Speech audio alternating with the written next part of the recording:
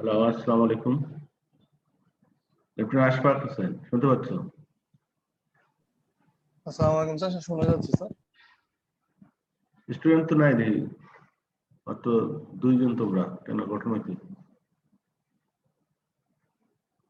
স্টুডেন্টরা জানে না নাকি? জানার তো কথা। স্যার ওই আগের ক্লাসটা শেষ হয় নাই মনে হয় স্যার। ক্লাসটা কন্টিনিউ করতেছে। যাই হোক, আমার ক্লাস আমি স্টার্ট করলাম। তো আমরা গত ক্লাসে যেটা একটা অঙ্ক দেখিয়েছিলাম, আগের যে অঙ্কটা, example 1-2, heating of water and electric teapot. এখানে আমরা আগে যা শিখেছি সেই ফর্মুলাগুলো ইউজ করেছি। যেমন কোনো একটা সিস্টেমে যদি তুমি ক্লোজ সিস্টেম হয়, সেখানে তুমি যদি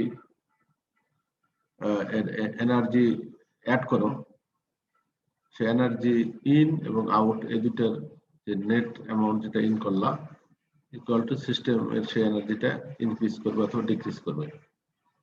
এখানে যেহেতু এনার্জি আউট, অর্থাৎ এনার্জি আউট হচ্ছে না, আউট জিরো যেটা বলছে যে হেড লস জিরো, কাজে এখানে যে এনার্জিটা ইন করছে ইন্টারনাল এনার্জি হিসেবে সেখানে বাড়বে।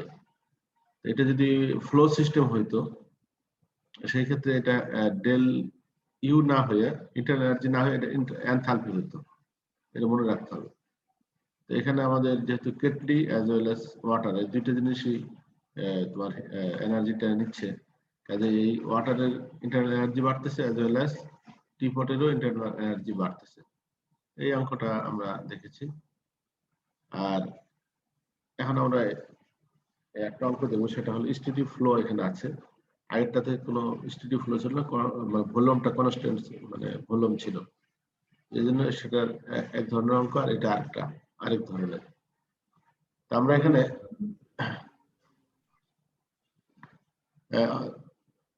Hit loss from heating duct in a basement. আমরা জানি বাসার ভিতরে একটা বেসমেন্ট থাকে যেখানে গাড়ি পার্ক করা হয়। তো শীতের দেশের একটা অঙ্ক এটা। A 5 meter long section of an air heating system of a house passes through an unheated space in the basement. The cross section of the rectangular duct of the heating system is 20 cm by 25 cm. এইখানে দেওয়া আছে 20 cm এবং 25 cm একটা duct. সেই ডাক্টটার dimension দেওয়া আছে। Hot air enters the duct at 100 kph and 60 degrees centigrade at an average velocity of 5 meter per second. এখানে দেখো হট এয়ার যেটা ইন করতেছে সেই তিনটে ইনফরমেশন দেওয়া আছে। তার প্রেসার, এয়ারটার প্রেসার কত, টেম্পারেচার কত, এবং কত ভেলোসিটিতে এটা ঢুকতেছে, average velocity. The temperature of the air in the duct drops 54 degrees centigrade as a result of heat loss to the cool space in the basement. যেহেতু আমি হিটিং এয়ার দিচ্ছি, তো হিটিং এয়ার যখন বেসমেন্টের ভিতর দিয়ে পাইপটা যাচ্ছে, ডাক্টটা যাচ্ছে, তখন বেসমেন্ট যেহেতু অনেক ঠান্ডা, কাজেই তোমার হট ওয়াটার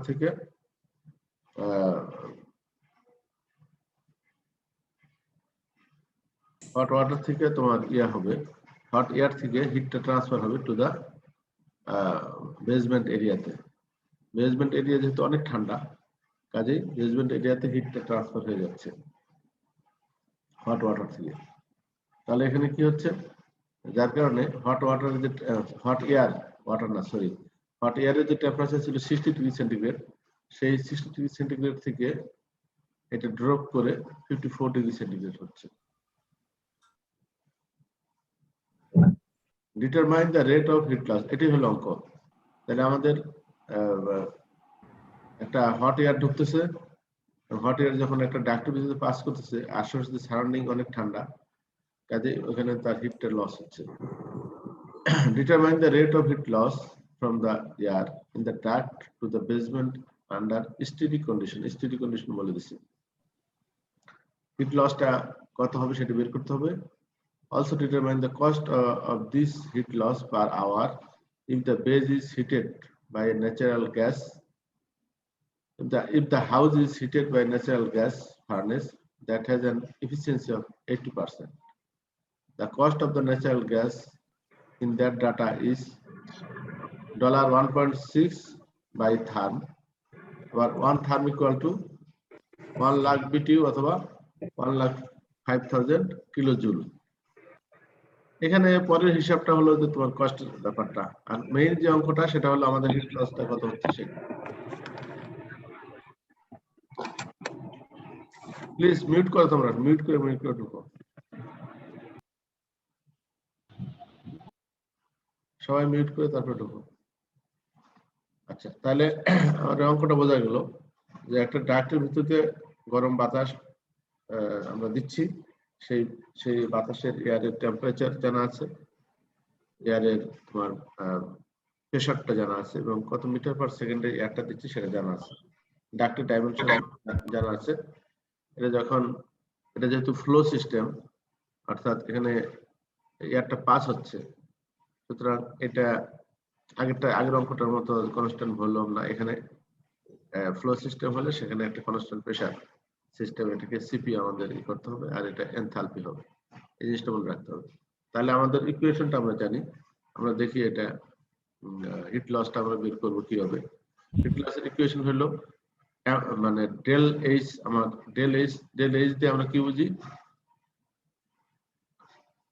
ডেল এইচ হলো তোমার এনথালপি। এখানে এনথালপির ক্ষেত্রে আমরা জানি যে এম ডট, হিট লস হলো M dot CP into del T, M dot CP del T, এই ফর্মুলাটা আমাদের এখানে ইউজ করতে হবে হিট লস বের করতে গেলে, কারণ এখানে এটা হলো স্টেডি স্টেট কন্ডিশন। আমরা কন্ট্রোল ভলিউমের যে অঙ্ক আমরা আগে একটা থিওরি দেখেছিলাম যে ফ্লো সিস্টেম, ফ্লো ওয়ার্ক যেখানে হয় এনথালপি, সেই ক্ষেত্রে এম ডট সিপি ইউজ করা হয়।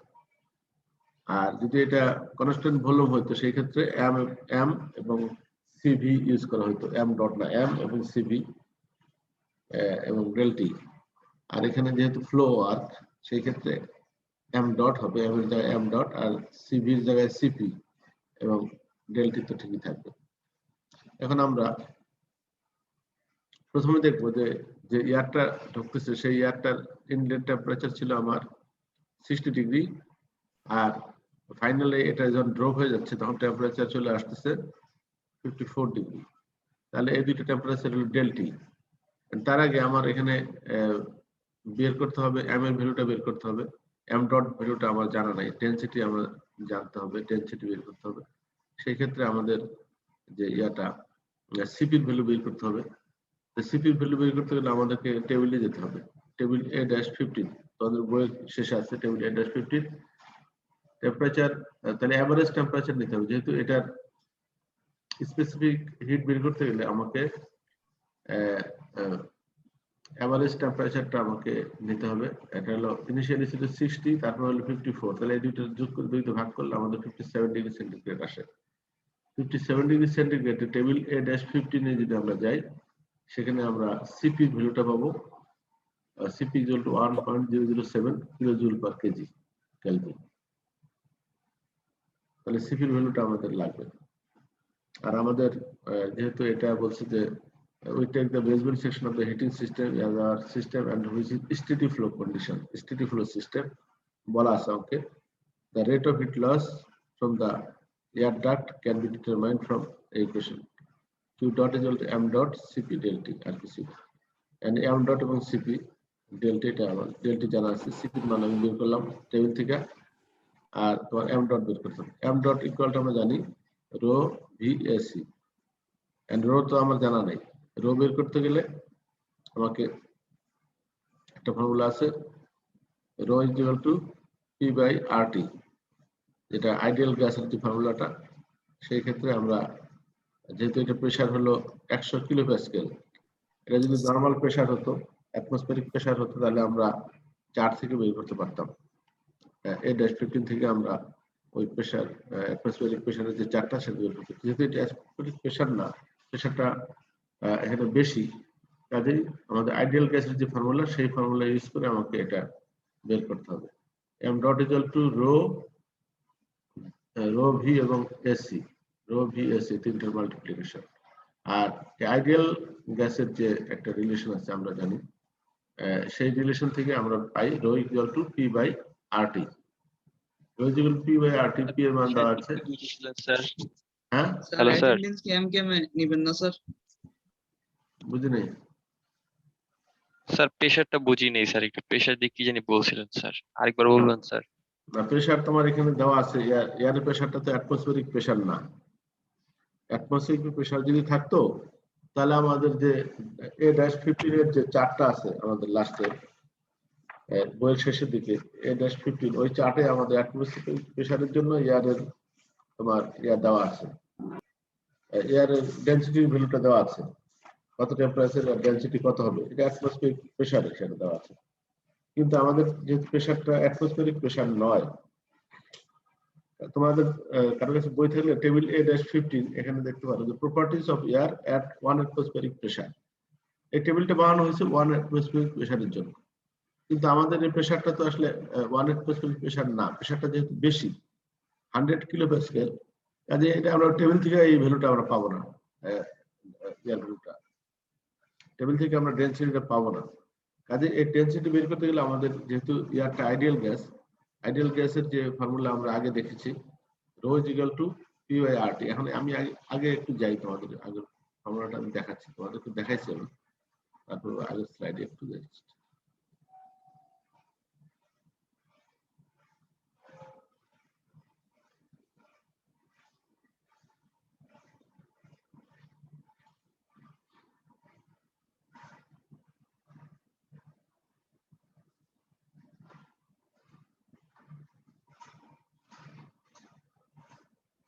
এখানে দেখো এই যে PV ইকুয়াল টু RT, এই ফর্মুলা জানো না তোমরা?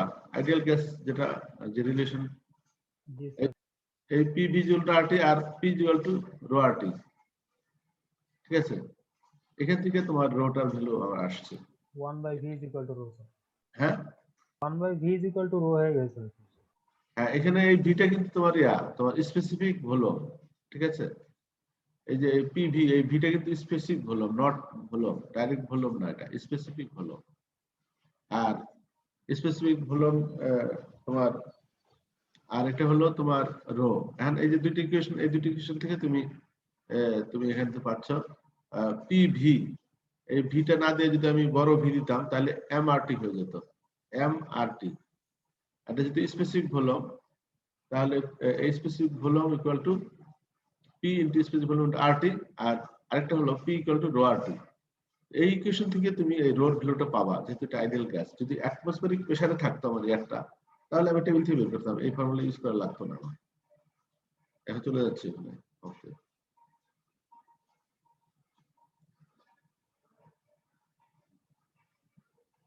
হ্যাঁ, rho is equal to UR, এখানে রোর মান পেয়ে গেলাম 1.046 কেজি পার মিটার কিউব। তাহলে আমার লাগবে M dot equal to rho AC এবং ভি ভেলোসিটি। এসির ভ্যালুটা আমরা বের করলাম, এসি যেহেতু আমাদের এটা ক্রস সেকশন এরিয়া জানা আছে, ক্রস সেকশন এরিয়া আমরা বের করে ফেললাম। তাহলে 20 ইনটু 20.20 এবং 0.25 করলে 0.05 মিটার স্কয়ার হয়ে গেল। তাহলে এখান থেকে আমরা M dot equal to rho V AC আমার সব ভ্যালু জানা আছে, তাহলে আমি পেয়ে গেলাম 0.2615 কেজি পার সেকেন্ড। কারণ আমার সব জানা আছে, এই ইকুয়েশন এগুলো বসা দিলে তুমি কিলো জুল পার সেকেন্ডে তুমি পেয়ে গেলা হিট লসটা, মানে কিলোওয়াট বলতে কিলো জুল পার সেকেন্ড। এখানে কিলো জুল পার সেকেন্ডকে আমরা কিলো জুল পার আওয়ারে নিতে পারি, যেটা আমার সেকেন্ড পার্টটা হলো, সেকেন্ড পার্টটা হলো যে আমার কত খরচ হবে। ন্যাচারাল গ্যাস ফার্নেসের এফিসিয়েন্সি যদি 80% হয় এবং cost of the natural gas এর দাম $1.6 পার থার্ম, এক থার্ম ইকুয়াল টু দেওয়া আছে 105, অর্থাৎ 1,05,000 কিলো জুল। তাহলে আমরা ইজিলি আমরা কত খরচ আছে সেটা বের করব। কস্ট অফ হিট লস, তাহলে rate of heat loss into unit cost of energy input and furnace divided by furnace efficiency. তাহলে এখানে কিলো জুল পার আমরা যে আমাদের এনার্জিটা ছিল, হিট লসটা ছিল এখানে 5688 কিলো জুল পার আওয়ার, আর cost of unit cost ছিল 1.6 divided by 1.6 per therm, আর এক therm equal to বলছে যে 1,05,500 কিলোজুল। তাহলে আমার আসতেছে কস্ট অফ হিট লস আসতেছে 0.108 সেন্ট মানে ডলার, $0.108 পার আওয়ার। পার আওয়ারে তার হিট লসের জন্য যে তার খরচ হচ্ছে এডিশনাল, সেটা পার আওয়ারে এত হচ্ছে। এখানে এটা ডিসকাশনে বলছে the heat loss from the heating duct in the basement is costing the homeowner 10.8 cent per hour. Per আওয়ারে 10.8 সেন্ট খরচ হচ্ছে মালিকের। assuming that the heater operates 2000 hours যদি অপারেট করে during a heating season, তাহলে the annual cost of the heat loss adds up to $216 তার annual ওই সিজনে তার হিট লস মানে টোটাল তার কস্ট এক্সট্রা কস্ট লাগবে। Most of the money can be saved by insulating the heating duct in the unheated area. তাহলে আমাদের এখানে একটা শিক্ষার বিষয় আছে যে আমাদের তাহলে এই যে কস্টটা হচ্ছে ভদ্রলোকের, এই কস্টটা আমরা কমাইতে পারি কিভাবে? ইনসুলেটিং যদি দিয়ে দিই, যেদিক দিয়ে ডাক্তার যাচ্ছে ডাক্তার চারিদিকে যেখানে হিট লস হওয়ার সম্ভাবনা আছে সেখানে আমরা ইনসুলেশন দিয়ে দিলে তাহলে আমাদের এই লসটা হবে না, হিট লস কম হবে। পরে আরেকটা ম্যাথ আছে, electric heating of a house at high elevation. এখানে যদিও এই ছবিটা আছে এফপিএস ইউনিটে, বাট এখানে অঙ্কে আছে তোমার এমকেএস ইউনিট, এসআই ইউনিটে। Consider a house that has a floor space of 200 metre square. এখানে তোমার এই ইনফরমেশন গুলো তোমার ইয়েতে আছে, ফিটে আছে, বাট এখানে আমার অঙ্কে আছে ফ্লোর স্পেস দেওয়া আছে তোমার, ফ্লোর যে স্পেসটা 200 metre square and the average height of the of 3 meter at 1500 metre elevation. এটা কতটা উচ্চতায় আছে সেটা বলছে যে 1500 মিটার উপরে আছে বাড়িটা, আর হাইট হলো তোমার এখানে 9 ফিট দেখানো আছে, বাট এটা হলো 3 মিটার। আর the standard atmospheric pressure is 84.6 kilopascal. এখানে তোমার এলিভেশন যেহেতু 1500 মিটার, কাজে এই ক্ষেত্রে তোমার প্রেসারটা কত হবে? এলিভেশনটা দেওয়ার উদ্দেশ্য হলো এখানে একটা pressure, it is not atmospheric pressure, একটা প্রেসার এখানে পাইলা তুমি, একটা প্রেসার দেওয়া আছে 84.6 কিলোপ্যাসকেল ওই এলাকায়, ওই জায়গাটায়। Initially the house is at the uniform temperature of 10 degree centigrade. হাউসের ভিতরে ইনিশিয়ালি যে এয়ারটা ছিল বাড়ির ভিতরে, সেই এয়ারের টেম্পারেচার ছিল, এই ঘরের ভিতরে air temperature 10 degree centigrade. Now the electric heater is turned on, electric হিটারকে অন করা হলো, and the heaters units heater runs until the air temperature in the house rises to an average value of 20 degree centigrade. এখানে initially ছিল 10 degree, তার finally এসে হলো 20 degree centigrade. Determine the amount of energy transfer to the air. এয়ারে এই যে বাসার ভিতরে যে এয়ারটা ইনিশিয়ালি ছিল, সেই এয়ারে কি পরিমাণ আমি এনার্জি ট্রান্সফার করলাম সেটা বের করতে হবে। নাম্বার 1 যেটা যেটা the house is at airtight and thus no air escape during the heating process. এই দেখো প্রথম পার্টটা হলো অঙ্কের যে এটা একটা কনস্ট্যান্ট ভলিউম, সেখানে কোনো লিক হচ্ছে না আর কোনো ফ্লো নাই, ফ্লো ওয়ার্ক হচ্ছে না। তাহলে কি হবে? ফ্লো ওয়ার্ক না হলে ইন্টারনাল এনার্জিটা ইনক্রিজ করবে, del U is equal to M CV DT. তাহলে এটা কিন্তু এইভাবে করতে হবে, এটা প্রথমটা। দ্বিতীয়টার ক্ষেত্রে বলছে যে সাম air escapes through the cracks as the heated air in the house expands at a constant pressure.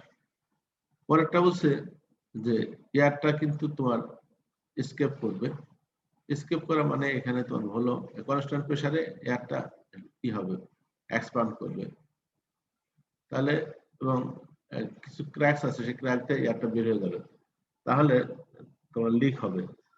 সেই ক্ষেত্রে তোমার এখানে ইয়া হচ্ছে কি কনস্ট্যান্ট ভলিউম হবে না, কনস্ট্যান্ট প্রেসার হবে, অ্যাজ ওয়েল অ্যাজ এখানে তোমার ফ্লো ওয়ার্ক যেটাকে আমরা এনথালপি বলবো, সেই এনথালপি ডেল এইচ, সেখানে M dot CP del T নিয়ে কাজ করতে হবে। এটা পরের পার্টটা। তারপর পার্টটা হলো also determine the cost of this heat for each case if the cost of electricity of area is 0.075 cent dollar per kilowatt hour. পরের পার্টটা কস্ট বের করতে বলছে, কিন্তু প্রথম পার্ট এবং সেকেন্ড পার্ট এখানে দুই ধরনের প্রবলেম আছে। প্রথম প্রবলেমটা হলো যে তোমার এয়ার টাইট ঘরটা, সেখানে কনস্ট্যান্ট ভলিউম, কনস্ট্যান্ট ভলিউমের ক্ষেত্রে কোনো কাজ হচ্ছে না, এয়ারটা তো বের হতে পারছে না, বাইরে ফ্লো ওয়ার্ক হবে না। আর পাওয়ারটার ক্ষেত্রে ফ্লো ওয়ার্ক অ্যাড হবে, কাজে এই পার্ট প্রথমটার ক্ষেত্রে ইন্টারনাল এনার্জি ইনক্রিজ করবে, পাওয়ারটার ক্ষেত্রে এনথালপি ইনক্রিজ করবে। এই তো দুইটা ফর্মুলা দুই রকম। আমরা দেখি এখানে বলছে যে specific heat of air at the average temperature. আচ্ছা, আগের অঙ্কটা একটা জিনিস তোমাদেরকে বলতে ভুলে গেছি, সেটা হলো যে এখানে যে তুমি টেম্পারেচারটা নিয়েছ rho is equal to P by R T, সেই ক্ষেত্রে তোমার এই টি এর ভ্যালুটা তুমি এখানে কেন মানে 60 ডিগ্রি নিয়েছো, এখানে কিন্তু এভারেজ টেম্পারেচারটা নেওয়া হয়নি। তার কারণ হলো তোমার এখানে তোমার এয়ারটা যখন ঢুকতেছে সেই ইনলেট কন্ডিশনের তোমার অলওয়েজ তুমি ডেনসিটিটা নিতে হবে, টেম্পারেচারটা নিতে হবে। আমার ডেনসিটি ইনলেট কন্ডিশনের ডেনসিটি আমি মাপবো, the density of the air at the inlet condition, inlet কন্ডিশনে আমার ডেনসিটি কত ছিল সেই ডেনসিটিটা আমাকে মেজার করতে হবে। কাজেই ইনলেট কন্ডিশনের ডেনসিটি পাইতে গেলে আমাকে ইনলেট কন্ডিশনের টেম্পারেচার নিতে হবে। ইনলেট কন্ডিশন টেম্পারেচার আমার ছিল 60 ডিগ্রি, কাজে এখানে 60 প্লাস 273 এই টেম্পারেচারটা এখানে ধরতে হবে, এটা খেয়াল রাখতে হবে। এখানে কিন্তু এভারেজ টেম্পারেচার ধরলে অঙ্ক ভুল হবে। আর সিপির ভ্যালু বের করতে গেলে আমাকে এভারেজ টেম্পারেচারে টেবিল থেকে বের করতে হবে। আচ্ছা, এখানে যেটা বলতেছিলাম যে এখানে specific heat of air and average temperature, specific heat always average temperature বের করব। তাহলে average temperature 10 plus 20 divided by 2 15, CP হলো 1.007 kilo joule per KG degree kelvin. আর এখানে আমার এই অঙ্কটায় এর ক্ষেত্রে আমার সিভি এর ভ্যালু লাগবে, আর বি এর ক্ষেত্রে সিপি এর ভ্যালু লাগবে। সিবি এবং সিপি দুইটি আমার লাগবে।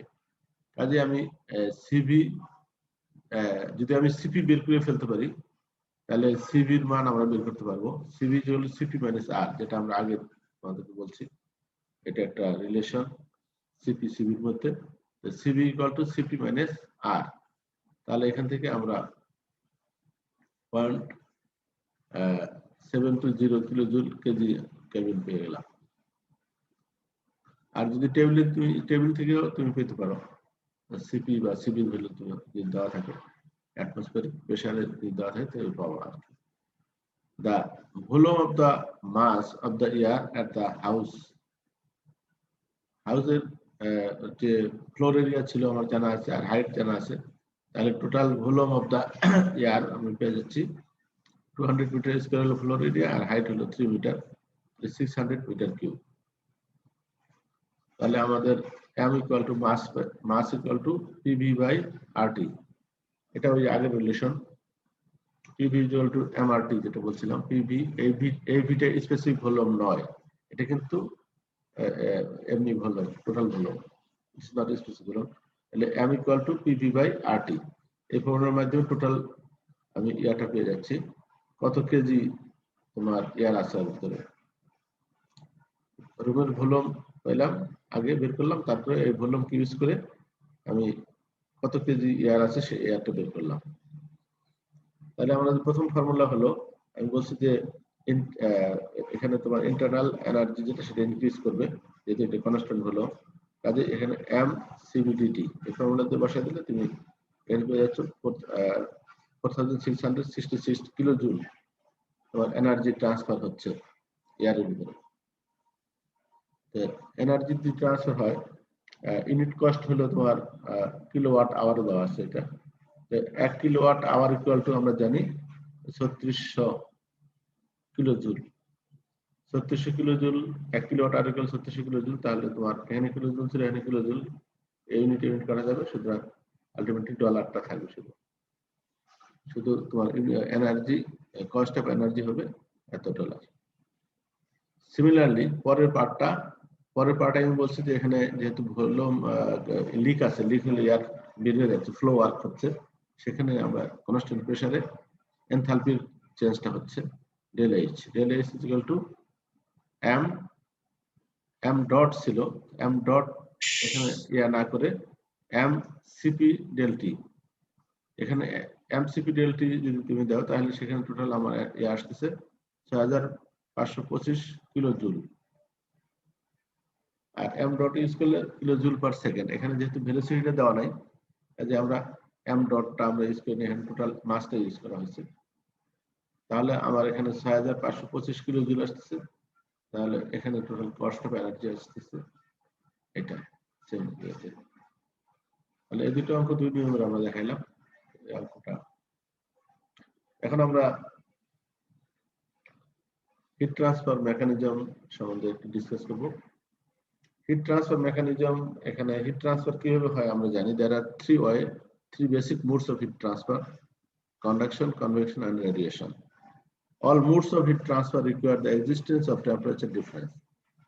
তোমার যেভাবেই হোক হিট ট্রান্সফার, কন্ডাকশনে হোক, কনভেকশনে হোক আর রেডিয়েশনে হোক, সেখানে তোমার টেম্পারেচার ডিফারেন্সটা অবশ্যই লাগবে। All modes are from the high temperature medium to a low temperature one. তাহলে হিট তাহলে মুভ করবে হাই টেম্পারেচার মিডিয়াম থেকে low temperature medium. Heat transfer ডিফারেন্সটা অবশ্যই লাগবে। তাহলে প্রথমে আমরা যেটা আসতেছি যে কন্ডাকশনটা কি। Conduction is the transfer of energy from, আরেকটা জিনিস তোমার এখানে, যেমন কন্ডাকশনের ক্ষেত্রে আমরা দেখবো, কনভেকশনের ক্ষেত্রে আমরা ইন ডিটেলস পড়াবো আমি। কন্ডাকশনের ক্ষেত্রে তোমার তারেক মাহবুব পড়াবে, আর রেডিয়েশনের ক্ষেত্রে তারেক মাহবুব আমি পড়াবো ফার্স্ট থেকে। তো তোমার এখানে কন্ডাকশন সম্বন্ধে আমরা ডিটেলস আলোচনা করবে, তারপর আমরা একটা আইডিয়া দিচ্ছি বেসিক জিনিসটা। শব্দ হচ্ছে কেন? ওরা মিউট করে রাখো। হ্যাঁ, conduction is the transfer of energy from more energetic particles of a substance to the adjacent less energetic ones as a result of interaction between the particles. Conduction normally আমরা জানি সলিড এর ভিতরে হয়, solid, liquid আর gas, এই তিনটার ভিতরেই হতে পারে, বাট আমরা নরমালি যেটা দেখি সলিডের ভিতরে একটু বেশি হয়। তাহলে এটা কি, এটার জন্য শর্ত হলো একটা, যে transfer of energy from more energetic particle of a substance. কোনো পার্টিকেলের এনার্জি যদি বেশি থাকে, সেই পার্টিকেলের এনার্জি থেকে অ্যাডজেসেন্ট যে পার্টিকেল থেকে যেটা energetic one, less energetic one, সেখানে হিটটা ট্রান্সফার হবে। এইভাবেই তোমার কন্ডাকশন প্রসেসটা হবে। Conduction can take place solids, liquids আর gases. In gases and liquid, conduction is due to the collision and diffusion of the molecules during their random motion. এই উপরেরটা যে ছবিটা দেখতেছো, এটা হলো গ্যাস। গ্যাসের এগুলো হলো মলিকিউল। এই মলিকুলার কলিশন হবে as well as molecular diffusion. এই দুইটা ঘটনা মনে রাখতে হবে। গ্যাসের ক্ষেত্রে মলিকুলার কলিশন আর মলিকুলার ডিফিউশনের মাধ্যমে হিটটা ট্রান্সফার হবে কন্ডাকশনের ক্ষেত্রে। আর যদি এটা গ্যাস না হয়ে এটা যদি সলিড হয়, তাহলে conduction is due to the combination of vibration of the molecule, ঠিক আছে, of the molecules in the lattice and the energy transport by free electron. এখানে এই যে একটা ল্যাটিস দেখা যাচ্ছে, এই ল্যাটিস যেটা, এটা তোমার ভাইব্রেশন হবে। মলিকুলার ল্যাটিস থাকে, সেই ল্যাটিসগুলোর ভাইব্রেশন হবে as well as energy free electron যেগুলো থাকবে সেখান থেকে এনার্জি ট্রান্সপোর্ট হবে। তাহলে সলিডের ক্ষেত্রে দুইটা কথা তোমার মনে রাখতে হবে, lattice vibration, flow of free electron. এই দুইটার কারণে তোমার কন্ডাকশন সলিড বস্তুর ক্ষেত্রে, সলিডের ক্ষেত্রে এরকম হবে। আর লিকুইড এবং গ্যাসের ক্ষেত্রে ঘটনা ঘটবে যে molecular collision as well as molecular diffusion. এই দুইটা টেকনিক্যাল টার্ম তোমাকে অবশ্যই মনে রাখতে হবে। তোমার যদি আসে how heat transfer mechanism is occurred by conduction. কন্ডাকশনের মাধ্যমে যে হিট ট্রান্সফারটা হয় সেটার মেকানিজমটা বলো। তাহলে তোমাকে এইভাবে বলতে হবে যে গ্যাস এবং লিকুইডের ক্ষেত্রে হিটটা ট্রান্সফার হবে মলিকুলার কলিশন এবং মলিকুলার ডিফিউশনের মাধ্যমে, আর সলিডের ক্ষেত্রে এটা হবে সলিডের ভিতরে মলিকুলার যে ল্যাটিস আছে, ল্যাটিসের vibration as well as energy transport from the free electrons. The rate of heat conduction through a medium depends upon the geometry of the medium. এখন হিট ট্রান্সফার তো একটা মিডিয়াম লাগবে কন্ডাকশনের ক্ষেত্রে অবশ্যই। সেই মিডিয়ামের জিওমেট্রির উপর ডিপেন্ড করতেছে যে কন্ডাকশন হিট ট্রান্সফার কিরকম হবে, তার থিকনেসের উপর ডিপেন্ড করতেছে, থিকনেসের উপর depend করতেছে and material of the medium. The geometry of the medium, material of the medium, thickness of the medium, as well as temperature difference across the medium. Temperature difference across the medium এটা সব এর জন্য মানে conduction, convection, radiation সবার জন্য প্রযোজ্য temperature ডিফারেন্সটা, কিন্তু স্পেসিফিক কন্ডাকশনের জন্য geometry of the medium, thickness এবং ম্যাটেরিয়াল অফ দ্য মিডিয়ামটা important. Consider steady heat conduction through a large plane wall of thickness. এই ওয়ালটা যদি ধরো তুমি ছবিটা দেখা যাচ্ছে, এর থিকনেসটা যদি হয় del X equal to L, and area, যে এরিয়া দিয়ে হিটটা একদিক দিয়ে ঢুকতেছে আরেক দিয়ে বের হচ্ছে, যে সারফেসটা দিয়ে সে হিটটা বের হচ্ছে আউট হয়ে যাচ্ছে, সেই সারফেসটা পারপেন্ডিকুলার সারফেস এরিয়া যদি এ হয়, এই the temperature difference across the wall এটা হলো T2 minus T1 হয়। The experiment have shown that the rate of heat transfer Q dot, এখানে আমি ডটটা উপরে দিলে ভালো হতে পারে, আমি এখানে দেওয়া যাচ্ছিল না, কাজে Q dot হিসেবে লিখছি আমি। Q dot through the wall is doubled when the temperature difference del T across the wall and the area A normal to the direction of the heat transfer is double. তাহলে hit ট্রান্সফারটা double হবে যদি আমার এরিয়াটা double হয়, যে এরিয়াতে hit অর্থাৎ perpendicular এরিয়াটা যদি ডাবল হয় হিট ট্রান্সফার ডাবল হবে। একটা হলো যদি টেম্পারেচার ডিফারেন্সটা ডাবল হয়, এখানে যে আছে এর যদি ডাবল করে দিই টেম্পারেচার ডিফারেন্সটা, এরিয়াটা ঠিক রাখলাম, তাহলেও হিট ট্রান্সফার ডাবল হবে। আদার থিং যদি কনস্ট্যান্ট থাকে, অথবা টেম্পারেচার ডাবল না করে এরিয়া ডাবল করলেও হিট ট্রান্সফার ডাবল হবে। সেটা এক্সপেরিমেন্ট করে এটা বের করছে, এটা দেখা গেছে আর কি। But the half when the wall thickness L is doubled, এই ওয়ালের থিকনেস ডেল এক্স যেটা, এই থিকনেসটা যদি ডাবল করা হয় তাহলে হিট ট্রান্সফার আবার অর্ধেক হয়ে যাবে। আদার দুটো কন্ডিশন টেম্পারেচার ডিফারেন্স এবং এরিয়া যদি ঠিক রাখে তুমি শুধু এই থিকনেসটা বাড়িয়ে দাও অর্থাৎ ডাবল করে দাও, তাহলে hit transfer rate of heat transfer এটা অর্ধেক হয়ে যাবে। কাজে আমরা এখান থেকে একটা রিলেশন পাওয়া গেল, এক্সপেরিমেন্ট থেকে একটা রিলেশন পাওয়া গেল। সেই রিলেশনটা কি? Rate of heat transfer through conduction is proportional to the area temperature difference. Sign the query.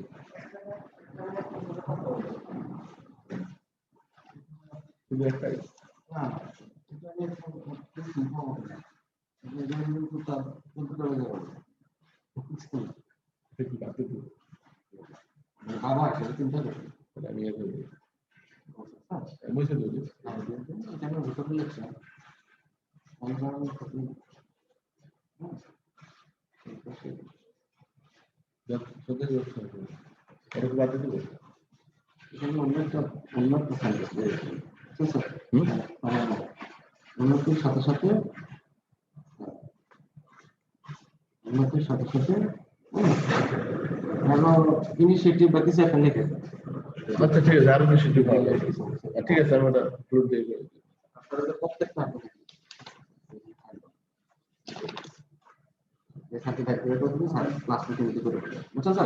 এইটা পরে দিয়ে 5 মিনিট রেখে দাও, আমি 5 মিনিট পরে ক্লাস শেষ হলে আমি দিচ্ছি।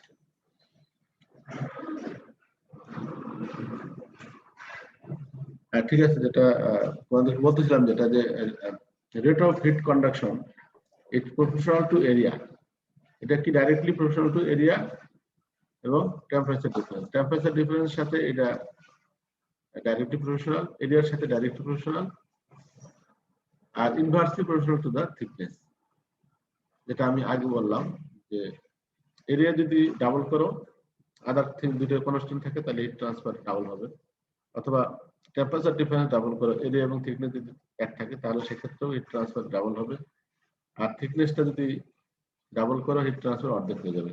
সুতরাং এই রিলেশন থেকে আমরা একটা ইকুয়েশন লিখতে পারি, যেটা ইকুয়েশন হলো Q dot conduction equal to K A, এখানে এরিয়া এ আর টেম্পারেচার ডিফারেন্স T1 বিয়োগ T2 divided by del x, এখানে একটা কে আসছে কনস্ট্যান্ট, কে একটা ভ্যালু আসছে, যে কে একটা ভ্যালু আসছে, এই কেটা আমরা বলতেছি পরে। তাহলে এটাকে আমরা T1 বিয়োগ T2, আমরা T1 বিয়োগ T2 হলো তোমার টেম্পারেচার ডিফারেন্সটা। এটাকে আমরা যখন T2 বিয়োগ T1 দিব, সেক্ষেত্রে একটা মাইনাস আগে দিতে হবে, minus K del T by del X. এখন মাইনাস হলো কেন? এটা হলো আমাদের যেহেতু যদি আমরা লেফট থেকে রাইটের দিকে যাই এক্স অ্যাক্সিস বরাবর, তাহলে ডিসটেন্স যত বাড়তেছে হিট টেম্পারেচার কিন্তু তত কমতেছে। কাজে এই জন্য একটা মাইনাস আগে দিলে ভ্যালুটা তোমার নেগেটিভ আসবে না, পজিটিভ আসবে। এই কারণে এটা মাইনাস দেওয়া হচ্ছে। একটা ডিসটেন্সের সাথে তোমার হিট স্যার কিউ ডট মানে কি স্যার? কিউ ডটটা মানে কি স্যার? ওটা বলো। কিউ ডটটা মানে কি স্যার? কিউ ডট, হ্যাঁ Q dot per Q second. Dot, Q dot হলো যে heat transfer, rate of heat transfer. Rate তো জানো, পার সেকেন্ডে হিট কি পরিমাণ ট্রান্সফার হয়। যেটা হিট ট্রান্সফারের দুইটা, একটা হলো কিউ হলো total heat transfer, Q dot যখন দিবে তাহলে রেট অফ হিট ট্রান্সফার হয়ে যাবে, আর ইউনিট টাইমে হিটটা কি পরিমাণ ট্রান্সফার হচ্ছে। তাহলে পার ইউনিট টাইমে হিট ট্রান্সফারের যে ইকুয়েশন সেটা হলো minus K del T by del S. Minus হলো কেন? যেহেতু আমরা যদি একদিকে যদি এক্স অ্যাক্সিস যদি আমরা এক্স বরাবর যদি সামনের দিকে যাই, তাহলে ডিসটেন্স বাড়তেছে, হাইয়েস্ট টেম্পারেচার কমতেছে, এই কারণে এটা একটা মাইনাস আছে। del T by dx, এটা হলো temperature gradient, and where the constant of proportionality K is the thermal conductivity. এই K টা কি বলা হয়? Thermal conductivity of the material, which is the measure of the ability of a material to conduct heat. Heat কে conduct করার যে ability কোন একটা ম্যাটেরিয়ালের, সে ম্যাটেরিয়ালের প্রপার্টিজ, আগে আমরা বললাম না যে material of the medium, material of the মিডিয়ামের উপর ডিপেন্ড করে। কেন? এই ম্যাটেরিয়ালের একটা প্রপার্টি আছে, সে কি পরিমাণ হিট কন্ডাকশন করবে, সেটার উপর কে এর ভ্যালুটা ডিপেন্ড করতেছে। এটা বলা হয় thermal conductivity. In differential form আমরা লিখতে পারি Q dot conduction equal to minus K, এখানে ছিল ফাইনাইট মেথড, এটা ছিল del T by del X, আর এখানে হলো DT by DX, differential form আমরা লিখতে পারি। আর ডিটি বাই ডিএক্স হলো টেম্পারেচার গ্রেডিয়েন্ট, এখানে হলো temperature gradient, which is called the Fourier's law of heat conduction. এই ইকুয়েশনটাকে বলা হয় Fourier's law of heat conduction। এই নামটা মনে রাখবো, এই ভদ্রলোক এই ইকুয়েশনটা আবিষ্কার করেছে, কাজে তার নাম অনুযায়ী কন্ডাকশনের যে বেসিক ইকুয়েশন কন্ডাকশন হিট ট্রান্সফারের, সেটাকে বলা হয় Fourier's law of heat conduction। এখন এই কন্ডাকশনের উপরে আমরা একটা অঙ্ক যদি আমরা দেখি তাহলে আরেকটু ক্লিয়ার হবে। The roof of an electrically heated home is 6 meter long and 8 meter wide. এই বাড়িটার রুফ, যেটা উপরের ছাদ, ছাদের ডাইমেনশন দেওয়া আছে 6 metre long, 8 metre wide and 0.25 metre thick. এটা থিকনেসও দেওয়া আছে,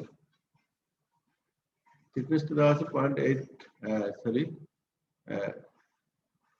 0.25 metre, and is made of a flat layer of concrete whose conductivity K equal to 0.8 watt per meter degree centigrade. এই কন্ডাক্টিভিটি দেওয়া আছে, কন্ডাক্টিভিটি হলো 0.8 metre watt per metre degree centigrade. এই কন্ডাক্টিভিটিটা তোমার এই ম্যাটেরিয়ালটা কনক্রিটের তৈরি করছে, কনক্রিটের কন্ডাক্টিভিটি এত। The temperature of the inner and outer surface of the roof one night are measured, এক রাত্রে তারা এটা মাপলো, যে টেম্পারেচার দুইটা মাপলো, যে ইনার সাইডের টেম্পারেচার আছে 40 ডিগ্রি আর আউটার সাইডের টেম্পারেচার হলো ইনার সাইডের টেম্পারেচার 15 ডিগ্রি আর আউটার সাইড টেম্পারেচার হলো 4 degree centigrade respectively, for a period of 10 hours. 10 ঘন্টার 10 ঘন্টা টাইম ধরে এটা মেজার করছে, তাহলে এটা হলো তোমার 15 ডিগ্রি এবং 4 ডিগ্রি।